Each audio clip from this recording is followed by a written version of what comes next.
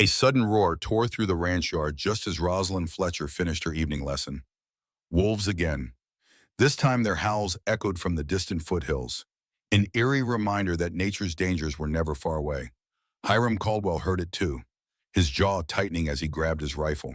Before anyone could react, a frantic ranch hand galloped in warning of prowling shapes near the cattle pens. Everyone froze. Would these predators strike under the moonlit sky? Stay with us to learn how this dangerous night ends and why Rosalind and Hiram must rely on each other now more than ever. It's a story of courage, trust, and an unspoken bond growing stronger with every challenge. And don't forget, friends, subscribe to our channel so you can follow all our stories of survival, love, and hope in the rugged West. You won't want to miss how bravery can light up the darkest night. Rosalind Fletcher clutched the handle of the iron stove, steadying herself as another wave of dizziness blurred her vision. Outside, a bitter Montana wind howled across the open plains, rattling the thin walls of the schoolhouse. She exhaled, forcing a reassuring smile for the handful of students who were finishing their arithmetic on battered wooden desks. She'd only meant to pick up a dropped slate from the floor, but hunger and weariness conspired to rob her of balance. Winter's relentless grip had tightened around the small settlement of Clearwater Ridge, and Rosalind was close to losing her tenuous hold on survival. Less than a year ago, she'd arrived as Mrs. Rosalind Fletcher, teacher and respectable wife. But Thomas Fletcher's unexpected passing had left her a widow with bills too high to count. The rumors about Thomas's gambling debts trickled in, slowly, first whispered at the general store, then confirmed by the undertaker who found promissory notes stuffed in Thomas's old boots. Rosalind had pretended not to notice the pitying looks. It was humiliating enough to lose her husband and her few savings without also losing her dignity. So she continued teaching, wearing the same black gown, day after day, ignoring how it hung looser each month as she cut her own meals so the children could have an extra biscuit or two. She moved to the board, picking up a piece of chalk with trembling fingers, and forced herself to write out the last of the day's spelling words. Her left foot throbbed from the hole in her worn boots, her belly cramped from lack of food. But she pushed on. Pride was her shield. Pride had kept her going when grief threatened to consume her after Thomas's death. And pride was the only thing that had allowed her to keep teaching when some of the townsfolk questioned whether a widowed woman should educate their children. Miss Fletcher, a small voice interrupted. It belonged to Maribel Ortega, a bright-eyed girl who always wore ribbons in her hair. You wrote weather twice. Rosalind blinked, realizing she'd spelled it weather, and weather duplicating a word unintentionally. Ah, you're correct, Maribel. I must have been thinking of both spellings. She quickly erased one. Through the frosted window, she glimpsed a tall figure on horseback. Hiram Caldwell, the wealthiest rancher in Clearwater Ridge. The moment she'd arrived, she had heard stories of Hiram's steely resolve, how he'd built up his ranch from a single soddy shack to a sprawling empire that employed over 24 riders. Initially, he had opposed the idea of keeping a widowed teacher on the public payroll, claiming it would invite scandal or pity. Yet lately she felt those dark eyes watching her whenever their paths crossed, looking not with judgment, but something unreadable. Dismissing the children early, she insisted they hurry home before the snowfall thickened. The last pair of students left with a wave, leaving her alone in the silent, drafty room. She braced herself against the teacher's desk, feeling the emptiness in her stomach protest.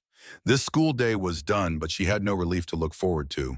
Her cupboards at the boarding house were bare, her coin purse rattled with only 2 pennies. Thomas's debts had devoured even the small life insurance she'd assumed would keep her afloat. Just as she turned to gather papers, the door swung open.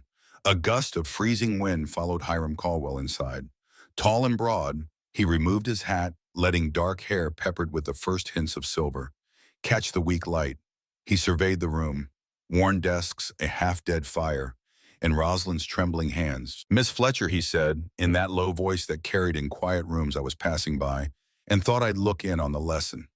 His tone suggested he had other reasons for being there. Rosalind stiffened. Mr. Caldwell, the lessons are finished. The children have gone. She forced a polite smile. You'll have to observe another time. He didn't budge, stepping further inside with slow, deliberate movements. I'd like a word if you don't mind. Her heart thudded. She sensed pity behind his stern expression. Pity that she loathed more than hunger. I have work to finish, she said, injecting whatever firmness she could muster. Hiram nodded once, acknowledging her dismissal, but not retreating. Don't overdo it, he said cryptically, casting one last lingering look at her pale face. Then he left the door shutting behind him. Rosalind sank into the chair, scolding her pounding heart. She wouldn't accept handouts from a proud rancher who'd once questioned her right to be here. She'd hold out for as long as it took, no matter the cost. Outside, the wind rattled the window, and she recalled that Hiram had looked almost concerned. She shook the thought away, ignoring the ache in her belly. Pride was her armor, but it was also a heavy weight to bear in the face of winter's cruelty. Days later, a storm descended on Clearwater Ridge with blinding fury. Snowdrifts piled against the schoolhouse windows, and the howling winds seeped through every crack, stealing what little warmth remained. Rosalind tried to keep her students focused on their copybooks, but she could see the fear in their eyes as daylight vanished into a gray, swirling haze by noon. She had planned to release them early, but the storm blocked the roads, and the children's parents sent word it was safer to keep them inside the school than to risk traveling home. Determined to stay calm, Rosalind organized a game of spelling races, awarding a single toffee from her personal stash to each winner. The children's squeals of excitement helped mask the ominous moans from outside. She tried to hide her own shaking hands, fully aware that her body lacked the strength to endure this cold for much longer. The fire's small stove devoured the last bits of wood. Soon there would be no more fuel. At dusk, a pounding on the door startled them all. Rosalind opened it to a swirl of snow and a figure she recognized immediately, Hiram Caldwell. Behind him were two ranch hands hauling crates and blankets.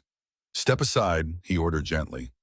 "We're getting these children to safety." She blinked, her brain, sluggish from hunger and cold, to safety. But where Hiram turned, meeting her eyes with exasperation. "My ranch house is large enough. The roads are partially cleared and we have enough supplies to outlast this storm. I've brought sleds. We'll transport everyone there tonight." Rosalind wanted to protest, but a sudden wave of weakness nearly knocked her over. She grabbed the door frame, feeling Hiram's strong hand steady her elbow. Her face burned with humiliation. "I'm capable of caring for them here," she began, but her words rang hollow. There was no more wood, no more toffee, no water except what froze in the bucket in the corner. A small voice broke in. "Miss Fletcher, I'm cold." "Maribel?" Ortega whimpered, tears threatening to spill. That decided it. "All right," Rosalind said, swallowing her pride. "Children, line up and get your coats. We're going with Mr. Caldwell." The relief on their faces was palpable. The ranch hands quickly organized the children into pairs, wrapping them in quilts and leading them to the sleds. Rosalind hesitated as she locked up the schoolhouse, glancing at the battered desks in the dim lamplight. She felt a pang. This was her domain, her last shred of control, but it was no place for a winter siege. Her sense of duty warred with her pride, but the children's safety came first. Outside, the wind sliced at her cheeks, but she steeled herself and followed the group. Hiram guided her to the front sled, insisting she sit next to him. The moment she settled, a ranch hand draped a heavy fur around her shoulders. "Unnecessary," she murmured. But inside, she was near tears at the warmth it provided. They set off the sleds, creaking as horses carefully navigated the frozen ruts. Snow pelted Rosalind's face, and she squinted against the gale, half expecting the horses to balk. Yet Hiram's calm presence was an anchor in the storm. He kept one hand on the reins, the other poised to steady her if she slipped. When they finally reached Caldwell Ranch, lamplights glowed in the windows and plumes of smoke curled invitingly from multiple chimneys. The children gasped in awe at the size of the main house, its wide porch sheltered from the worst of the storm. Rosalind braced herself for disapproving stares from whoever might be inside, ranch owners or employees who might see her as an unwanted inconvenience. Instead, a woman with a warm smile, Mrs. Zhao, Hiram's housekeeper, rushed out and began ushering the children inside. Additional ranch hands took the sleds, leading them toward the barn. Hiram turned to Rosalind. "Welcome," he said quietly, "to a place where you and your pupils will find what you need. At least for tonight." She dismounted stiffly, legs numb from cold. "Thank you." She managed her pride, half frozen away by the intensity of the blizzard. It was the first time she'd truly thanked him. Hiram nodded and offered his arm. The wind keened like a banshee, but inside the house's golden light promised refuge. Rosalind inhaled, unsteady, stepping forward and letting him guide her in from the cold. Inside the ranch house, pandemonium had a domestic air. Mrs. Zhao directed a few ranch wives to set up temporary bedding in what seemed like an enormous parlor, while the children gawked at the high ceilings and plush chairs, some nestled under thick quilts near a roaring fireplace that cast dancing shadows along the paneled walls. The air smelled of roasting meat and fresh bread scents that made Rosalind's stomach twist with sudden humiliating hunger. She carefully helped Maribel Ortega remove her coat and hat, checking the child's fingers for frostbite. The swirl of voices and warmth overwhelmed her senses. She felt adrift, a reluctant guest in a place far too comfortable for her precarious status. Miss Fletcher Xavier Zhao, one of her older students, tugged at her skirt. "Miss Fletcher, Mr. Caldwell says you're to have a room upstairs. He said you need rest." Her cheeks burned. "A room upstairs?" She turned to protest but spotted Hiram at the far side of the parlor, talking to a pair of ranchmen about food for the children. He must have felt her gaze because he looked up, meeting her eyes with a nod. She bristled at the high-handedness. Yet she was too drained to argue, especially as she noticed how some of the ranch wives watched her with disapproving curiosity. Pride flared within her again. She might be a widow in dire straits, but she was no beggar to be pitied. Mrs. Zhao appeared at her side. "Come, Miss Fletcher," she said gently. "I have hot water for washing. You can warm up." "Yes." Reluctantly, Rosalind allowed herself to be led to a staircase that seemed carved out of dark wood. Each step made her aware of how shaky her legs felt. On the landing, a large window overlooked the ranch yard where snow still fell heavily. Lamps glowed from various outbuildings, revealing men busy securing livestock from the storm's wrath. Miss Zhao guided her into a spacious bedroom. A four-poster bed with thick quilts dominated the center, and a small table held a porcelain basin. Steam rose from the water, tempting in its promise of cleanliness and warmth. "Mr. Caldwell says to let you rest." Mrs. Zhao repeated. "Children are fine. You can see them in the morning." Rosalind opened her mouth, words tangling in her throat. She wanted to say she needed to oversee her pupils to maintain her role as caretaker, but the truth was she could barely stand. She mumbled a polite thank you, and Mrs. Zhao left quietly, shutting the door behind her. Left alone, Rosalind sank to the edge of the bed. Her reflection in the basin's water confirmed the stark hollows under her cheeks. Her black dress, once a symbol of mourning, now looked more like a sack draped over her frame. She pressed a trembling hand to her forehead, feeling feverish. She needed to eat, to rest, to accept help, even if it cut at her pride like a serrated blade. A soft knock startled her. "May I come in?" Hiram's voice was muted through the door. She hesitated, then rose to open it. He entered carrying a tray with a bowl of steaming stew, a few slices of bread, and a cup of tea. He placed it on a small table near the basin. His dark gaze slid over her face, taking in her pallor. "You look exhausted," he said, not unkindly. "Eat something before you collapse." She folded her arms. "I'm not in the habit of fainting." "Mr. Caldwell?" He gave a single disbelieving blink. "That's not what your students said. They mentioned you almost fell over last week during history." Flustered, she clenched her jaw. "I was tired, that's all. This weather would fell a horse," he finished. "And you're no horse, Miss Fletcher. You're a woman who's been starving herself to keep up appearances." Her anger flared at his bluntness. "I'm not your concern, sir." He lifted an eyebrow, stepping closer. The faint scent of leather and pine emanated from him. "Unfortunately for your pride, you live in my territory, teach children that matter to me, and nearly froze them in that schoolhouse. So yes, you've become my concern." His words stung, but she recognized the kernel of truth. She was their teacher, responsible for the well-being of her students. This storm had forced her to rely on him for the children's safety. Did that mean she owed him more gratitude, or was she just a burden on his resources? End of paragraph 3. Rosalind glared at him, her pride rising like a shield. "I'm not accustomed to being treated like an invalid. Thomas, that is my late husband. He never—" She stopped herself, breath catching at the memory. Thomas had never coddled her, but he also hadn't left her with resources to survive. Hiram's gaze softened. "I'm not coddling you. I'm giving you a chance to preserve your health. You can't teach or care for anyone if you're half dead." His words struck home. She inhaled shakily, considering the tray of food. The stew's aroma made her salivate. "Fine," she muttered, "but I owe you for this. I don't accept charity." A wry smile tugged at his mouth. "Call it an advance on your teacher's salary or a loan. Keep your pride intact if that's what you need." He turned to leave but paused at the threshold. "Eat." Then he was gone, the door clicking shut behind him. Rosalind stared after him, heart pounding with conflicting emotions. A part of her wanted to lash out that she needed no one's help. Another part, the exhausted, honest part, wanted to weep with relief that someone noticed her struggles and cared enough to intervene. She settled on eating. One spoonful of stew, Then another. The rich flavors exploded on her tongue, and she realized how truly starved she'd been. The warmth spread through her body, chasing away the numbness in her fingers and toes. By the time she finished, she felt a little more like herself, still tired but grounded. She slipped out of her dress and into the only nightclothes she owned, a threadbare shift. The bed looked impossibly soft. She hadn't slept in anything but a narrow boarding house cot since Thomas died. Guilt prickled at the back of her mind, whispering she didn't deserve such comfort. But her body was past protesting. She sank onto the mattress, pulling the quilts around her. As she drifted toward slumber, she thought of Hiram Caldwell's face in the firelight, the tension in his jaw when he'd said he refused to watch her waste away, their first real conversation, and it was about her near destitution. How humiliating, yet oddly comforting. In her dream, she was back in the schoolhouse. The stove cold, the children pale with hunger.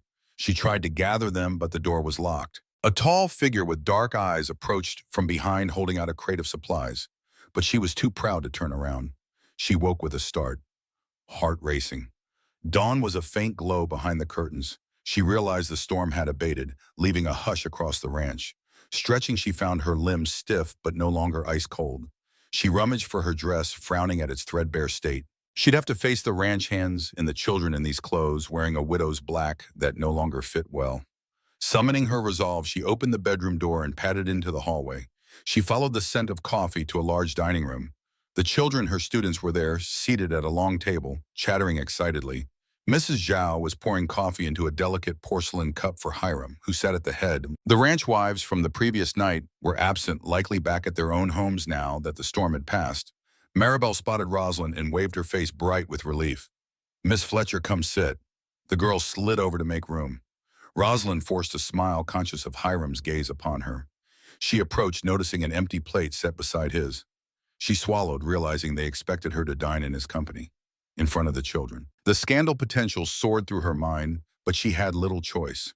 She was as hungry as the children themselves. She slid into the chair, murmuring a greeting, and Hiram nodded. "Morning, Miss Fletcher." His voice was calm, polite, but she sensed an undercurrent of tension. They had an unspoken agreement to figure out she'd accepted last night's help, but how far would she let him meddle in her life? Mrs. Zhao served her a plate of fluffy scrambled eggs, bacon, and biscuits with gravy. The meal was more than she'd had in 2 days combined.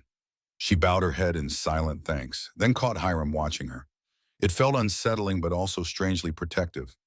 She cut a small portion of eggs, aware that the children were also glancing her way, curious to see if their teacher would eat heartily or pretend dignity again. She took a bite. Warmth washed over her. She forced a neutral expression, but it was good, so good. For once, she was grateful. The entire table resumed their chatter because she didn't want them to see the tears that sprang unbidden to her eyes. As the children babbled on about how they'd slept in a real ranch house, how Miss Fletcher might now teach them at Caldwell Ranch. If the roads were bad, she felt the conversation shift toward a new possibility. The idea of moving her lessons or adjusting to new conditions surfaced. She stole a glance at Hiram. He offered a tight-lipped smile. Yes, there was more to discuss, more to figure out about how to weather the rest of winter without losing her self-respect. That afternoon, while the children were organized into groups to tidy the parlor before returning home, Rosalind took the opportunity to talk with Hiram in the ranch's smaller sitting room. He stood by the window, arms crossed, surveying the endless drift of snow outside. The silence stretched thick with the unspoken. She cleared her throat. "I want to thank you for sheltering us last night, Sir Caldwell. But I also want to be clear that I can't impose on your hospitality further." He turned to one eyebrow arched. "Impose last night could have ended tragically if I hadn't intervened. We can't have that again, Miss Fletcher." Her chin lifted, defensive. "Are you blaming me for not shutting the school sooner? I was trying to keep the children safe." He uncrossed his arms, moving closer, his expression serious but not angry. "No, I'm pointing out that you're overburdened and undersupplied. That schoolhouse is a death trap in storms like this. The school board promised funds for improvements last spring and never delivered. Meanwhile, he stopped clearly, choosing his words. "Let's just say you can't rely on an empty purse to keep a fire burning." Heat rose in Rosalind's cheeks. "I admit I've had difficulties, but I'm managing." Hiram glanced at her threadbare dress, the hollowness in her cheeks. Because it looked more like you were dying by inches trying to hide it from everyone." She bristled, wanting to argue but finding no words. He wasn't lying. She'd nearly collapsed more than once.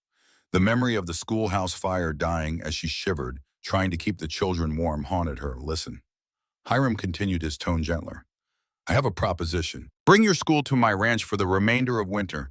I'll provide a warm space, supplies, even a small salary advance for you. The children can ride out or stay here if storms come again. Her immediate reaction was to refuse.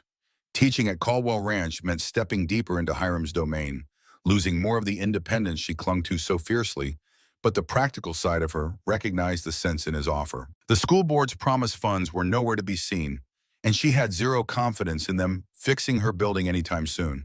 She inhaled slowly, her heart pounding. Why would you do that? You've made it clear you didn't approve of me teaching after Thomas died.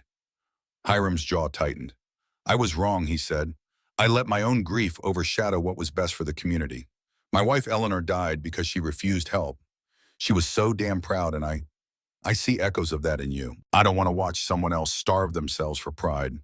The mention of his late wife Eleanor diffused Rosalind's anger. She recalled rumors that had drifted through town that Eleanor Caldwell had been beloved, but also headstrong, that she'd concealed an illness until it was too late. I'm sorry, she murmured, heart twisting at the parallel. He shifted uncomfortably as if sharing such personal details cost him. Anyway, he said, clearing his throat, the children deserve a proper teacher who isn't half frozen. You can't save them if you can't save yourself. Rosalind stood by the small hearth arms wrapped around her middle. She stared into the flames, mind racing. Accepting his offer might brand her in the town's gossip as the rancher's charity case. But refusing meant continuing in that inadequate schoolhouse, possibly leading to real tragedy. Next time a storm hit, and she closed her eyes, she was so exhausted, so tired of fighting alone. When she turned back to him, she forced her voice to sound confident. Very well. Mr. Caldwell, let's talk specifics. I'll conduct classes here until the weather breaks, and we'll see about paying me enough that I'm not beholden to you. He nodded, relief crossing his features. I'll arrange for desks to be brought from the schoolhouse. We'll convert one of the storerooms. My ranch hands can help. It'll be done in a week at most, a week. She repeated, both heartened and apprehensive. So soon? So final, no? She swallowed her pride, stinging even as a spark of hope flickered. Then we have an agreement. Hiram extended his hand, calloused from years of ranch work. She hesitated only a moment before placing her own smaller hand in his. His grip was firm, surprisingly warm, and for a second she felt that perhaps she wasn't alone in this harsh winter. After all, moving the classroom to Caldwell Ranch proved more complicated than expected. Rosalind returned to the schoolhouse to gather textbooks, chalk, and the small black register in which she recorded attendance.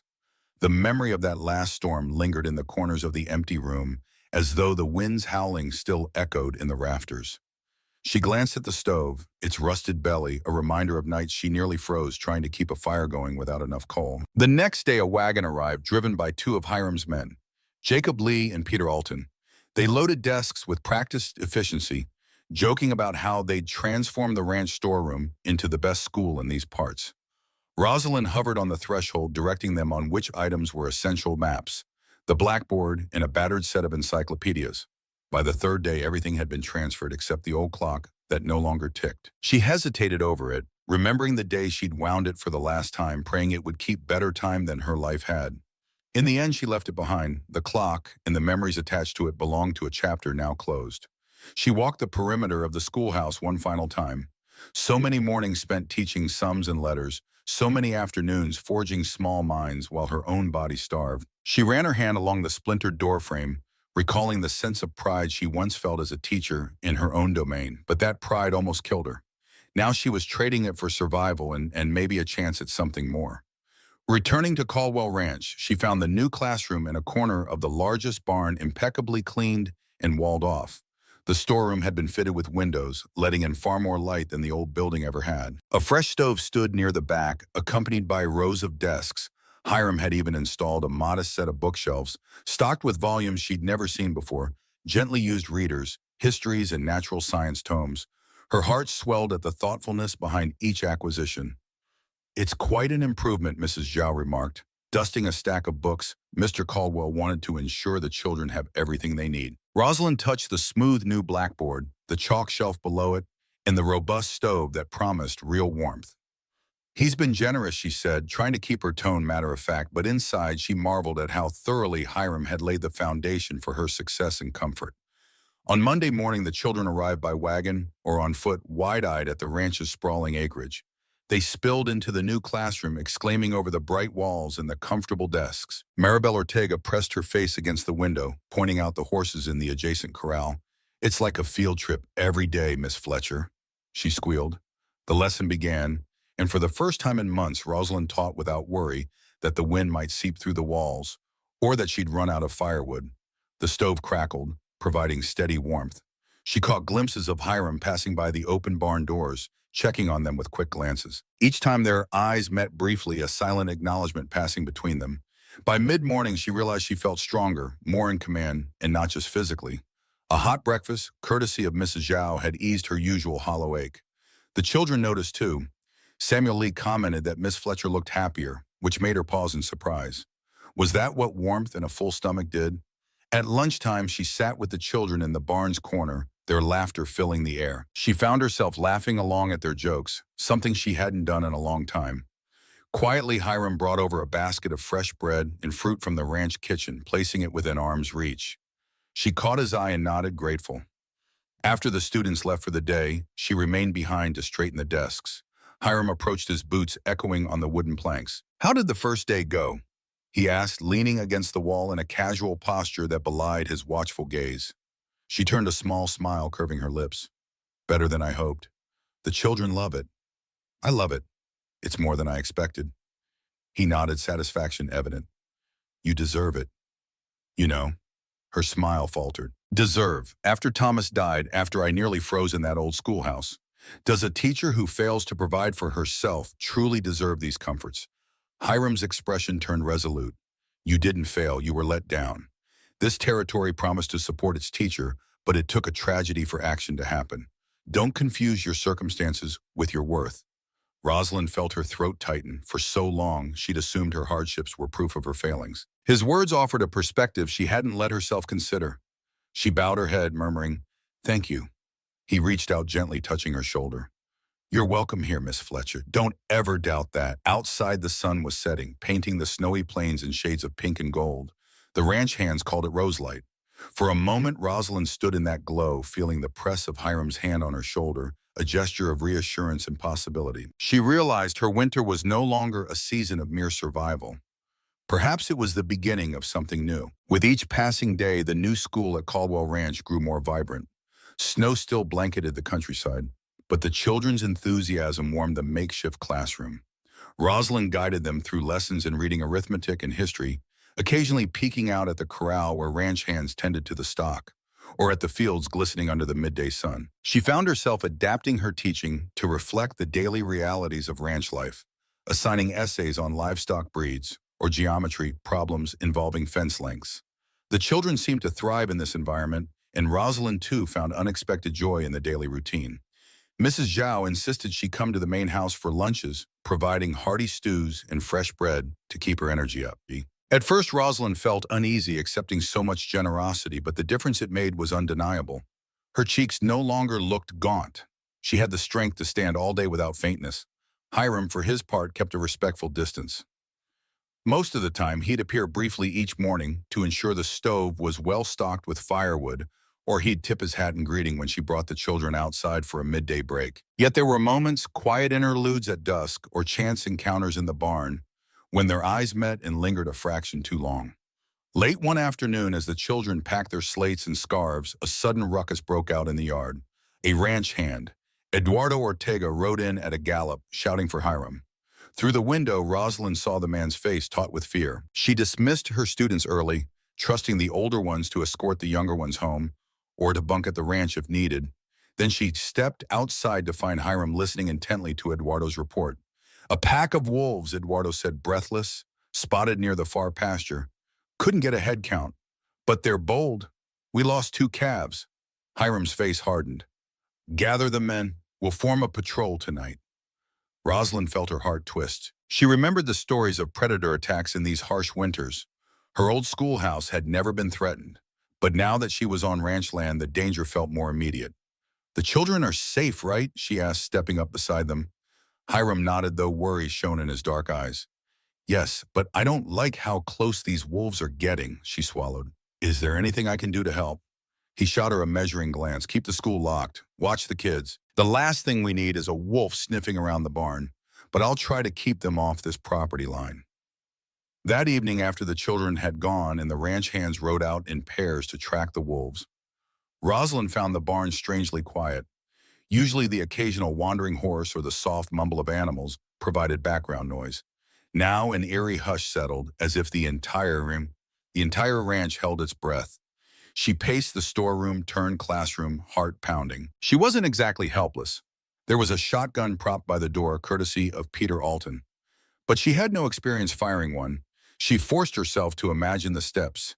Aim, brace, pull the trigger. The thought alone made her hands sweat. Night descended and the wolves let their presence be known in distant howls. Rosalind tried to review the next day's lesson plans, but her attention kept drifting to the barn door. Where was Hiram now? Was he out there facing the wolves under moonlight? Anger at her own vulnerability tugged at her. She'd spent months claiming independence, yet here she was, reliant on the ranch's protection. At nearly midnight, a single horse's hoofbeats approached. She leapt up, flinging the door open.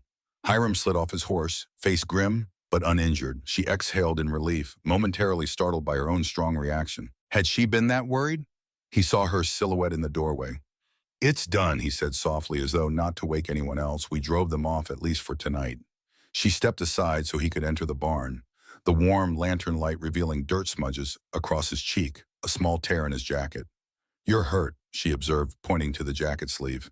He made a dismissive gesture. Just a scratch from a stray branch. Wolves never got that close. He glanced around the classroom desks neatly in rows. It's quiet here, the children asleep. All gone home or upstairs in the main house if needed. How about you? Will you rest? His lips curved wryly. Eventually he unfastened the top buttons of his coat, revealing he still carried a coiled rope and a sidearm. Sometimes after nights like this, I need to check the stock. Make sure everything's truly settled. Hard to let down my guard.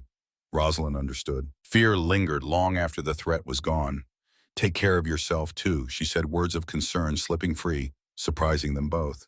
He studied her eyes lingering on her face. I will, he murmured. Then, as if compelled, he reached out to tuck a stray lock of her hair behind her ear. The gesture felt intimate, sending a warmth through her that contrasted with the cold outside. She didn't move away, and for a heartbeat they shared a moment of profound awareness. Two wounded souls, each battling their own winter. Then the tension broke as he cleared his throat, stepping back. Good night, Miss Fletcher. Good night, she whispered, knowing that night's quiet hush carried a new understanding between them. Weeks merged into an odd tapestry of lessons, ranch chores, and quiet dinners. Rosalind settled into a small bedroom adjacent to the ranch kitchen, a decided upgrade from her lonely boarding house cot. She rose before dawn to help Mrs. Zhao with breakfast, then crossed the yard to the barn classroom. At midday, she would either share lunch with the children or find a quiet corner in the ranch house to mark assignments. In the evening, she occasionally joined Hiram for a modest meal in the dining room. Though they rarely lingered, some boundary remained a line they didn't cross, perhaps for fear of unleashing emotions neither was fully prepared to handle. The children flourished and word spread in town that Caldwell Ranch offered better schooling than the neglected old building in the village. A few families began sending their children directly to the ranch for classes, swelling Rosalind's numbers. She found herself teaching advanced reading to Xavier Zhao while coaching little Maribel Ortega on her penmanship. The satisfaction of seeing them progress warmed her in ways no stove ever could. Still at night, she'd lie awake sometimes, the memory of Hiram's quiet presence stirring a longing. She wasn't sure how to name. She respected him, was grateful to him, and she'd be lying if she said she didn't admire his broad shoulders and the kindness he hid behind gruff orders. Yet she'd lost Thomas less than a year ago. The notion of caring for another man felt like betrayal, no matter the depth of her gratitude. One chilly afternoon, as she helped the children practice reciting poetry, a figure in the doorway caught her eye. Lucy Redfern, one of the townspeople notoriously fond of gossip, stood there with a basket of supplies. For the children, Lucy announced with a smile too bright, thought I'd see the famed Caldwell School myself. Rosalind thanked her politely, aware Lucy's real motive was likely to gather tidbits about Rosalind's living situation. Lucy's eyes roamed over the desks, the stove, and the new blackboard. My Mr. Caldwell spares no expense for education. You must be quite pleased with his generosity. The unsubtle insinuation made Rosalind's pulse quicken. She forced a serene expression. He values the children's future as do I. Lucy's gaze landed on Rosalind's cheeks, which she realized had gained some color after weeks of decent meals. Yes, you look well, Lucy observed sweetly. Not as pale as before, ranch living must agree with you. The double meaning wasn't lost on Rosalind. It provides me the chance to teach in a safe environment, she said firmly, and to survive winter, nothing more undeterred. Lucy lowered her voice, conspiratorial. You don't fool everyone, Miss Fletcher. People talk about late-night suppers, private chats in the barn. If you're not careful, rumors will overshadow your respectable teaching. Heat flared in Rosalind's gut, a mixture of anger and shame. I appreciate your concern, but my arrangement with Mr. Caldwell is professional. Lucy gave a mock sympathetic shrug. Just be mindful. 1 year widowed living under the rancher's roof. Tongues wag. I'd hate to see your reputation tarnished. With that final barb, Lucy left the echo of her footsteps unnerving Rosalind. She released the children early, feigning a headache. She lingered in the barn trying to gather her composure. Lucy's words reopened old wounds of pride. Did the entire town truly see her as a gold digger or a woman too weak to stand on her own? Lost in thought, she didn't hear Hiram approach until he gently touched her elbow.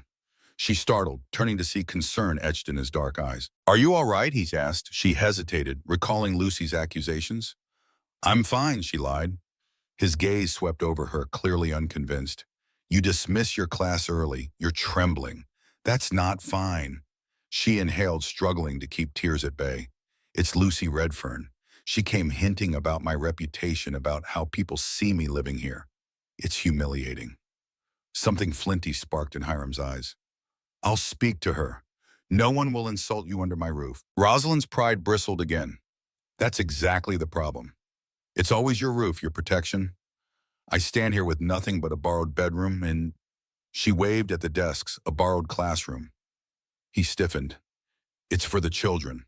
Rosalind, not a power play, and you could never be nothing. Not to me, the declaration rang out more strongly than he likely intended. They both froze, awareness crackling in the air. She swallowed, her heart pounding. I know, she said softly, but let me handle Lucy. I have to fight my own battles sometimes. His tense posture eased fractionally. All right, but don't let them chase you away from what you've built here. We need you. That simple phrase. We need you nearly undid her. She exhaled shakily, half smiling. I'm not going anywhere. Outside, the winter sun cast long shadows across the snowscape. Inside, Lucy Redfern's words still echoed, but Hiram Caldwell's presence provided something stronger. A certainty that, for all her pride, she wasn't alone in facing the gossip or the storms to come. Early March brought a brief thaw, revealing patches of grass under the receding snow. The ranch hands busied themselves repairing fences, anticipating spring's calving season. Rosalind found a renewed vigor in her teaching, introducing more advanced lessons for the older children. She also discovered a hidden joy, exploring the ranch's outer buildings in search of places to hold practical demonstrations, linking her curriculum to real-world tasks. She roped Hiram into hosting a lesson on livestock care. One crisp morning, the children gathered in a small corral, wide-eyed as Hiram explained the basics of feeding, grooming, and identifying diseases. At first, Rosalind stood aside, letting him lead. She couldn't help but notice how his stern facade melted when answering Maribel's squeaky questions about a calf's wobbly legs. He coaxed the children closer, letting them touch the animals. For a man rumored to be harsh, he was infinitely patient with them, offering gentle instruction. Rosalind's heart squeezed with something akin to admiration. Maybe more, she realized how easily he balanced authority with kindness, the same way she tried to with her students. Another piece of the puzzle clicked into place. Another reason she found herself leaning toward him in quiet moments. When the lesson ended, the children dispersed for lunch. Hiram walked Rosalind back toward the classroom barn, discussing ideas to incorporate more ranch-related lessons. She found herself laughing softly at ease until they reached the barn door. Then a flicker of awkwardness settled in. They parted ways, each seeming hesitant to breach the unspoken boundary that remained. By dusk, Rosalind was reviewing the next day's syllabus alone in the barn near the softly crackling stove. She pulled out her battered attendance register, noticing a faint scribble in the margins, Thomas Fletcher's handwriting, from last year reminding her to order new spellers. A lump formed in her throat. She'd never quite rid the register of that scrawl, the final reminder of how he'd once tried to support her teaching before his secrets unraveled everything. The door eased open and Hiram stepped in, removing his hat. He hesitated when he saw her face. "Something troubling you?" She mustered a smile. "Memories, that's all." He approached, gaze flicking to the register. "Your husband's writing?" Her grip on the register tightened. "Yes, I can't erase it, but sometimes I think I should. It's a painful reminder." Hiram nodded slowly. "Painful, yes, but it's also a testament that once he cared enough to help you, doesn't mean you need to carry it forever, though." She set the register aside. "You've mentioned your wife Eleanor once. Was it painful to let go of her things?" His eyes darkened with remembered sorrow. "It was excruciating. For months, I kept every piece of clothing, every letter. Then one day I realized she wouldn't want me trapped in grief. I let her sister keep the dresses, stored the letters in a trunk, her memory though. I kept that here." He tapped his chest. "But I made room for tomorrow." Rosalind exhaled a shaky breath. "I want to do the same. I'm just not sure how." He laid a calloused hand gently over hers. "Maybe you start with a small step, like rewriting that lesson register, letting the children's new achievements fill its pages." She nodded unexpectedly, moved. It struck her how intimately he understood the complexities of letting go. Before she could overthink it, she squeezed his hand. "You're a better teacher than you realize, Mr. Caldwell." His lips curved into a faint smile. "Hiram," he corrected softly. She blinked, heat blooming in her cheeks.